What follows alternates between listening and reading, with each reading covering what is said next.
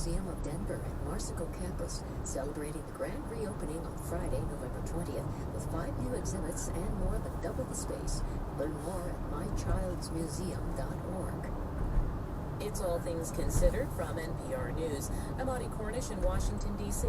And I'm Kelly McEvers in Culver City, California. 2 Americans are dead today after a Jordanian police officer opened fire at a police training center in Jordan. At least 2 other people were killed, and the shooter died in the attack. Officials say the Americans who were killed were security contractors working with a U.S. State Department program to train Palestinian police. NPR's Alice Fordham is in Amman, Jordan, and joins us now. And Alice, what are you hearing about this attack? Well, as you say, 2 Americans who were contracted to the State Department were killed. There was also a South African colleague and at least 1 Jordanian translator. Several other people were injured, at least one of them seriously. The shooter's been identified here in local media as a man named Anwar Abu Zaid. He's said by Jordanian officials to have been killed in the attack, although that's being questioned by local media reports that he may have killed himself. It's also been reported in the Jordanian media that Abu Zaid recently applied to leave the police and work outside the country, but his request to leave was denied. And there are also people injured in this attack, and you went to the hospital where some of these injured were being treated. What was it like there?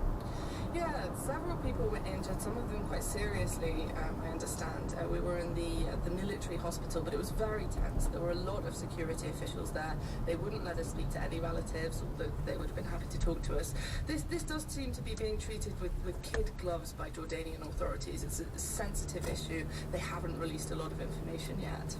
And Jordan is in the middle of everything in the Middle East. You've got Syria and Iraq next door, with ISIS gaining ground in both of those places and other extremist groups.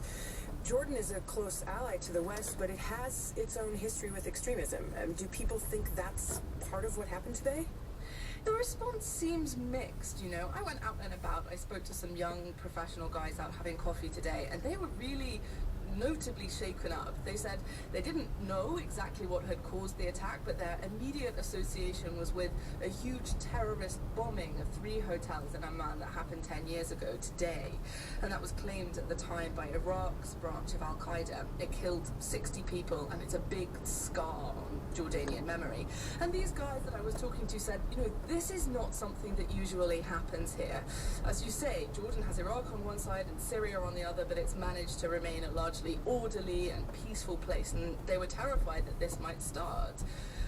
They said Jordanians are peaceful people, but there are many people here who don't like what the United States has done in the Middle East, and they said, you know, maybe it could be an extremist Islamist reacting to the fact that, you know, for a long time Jordan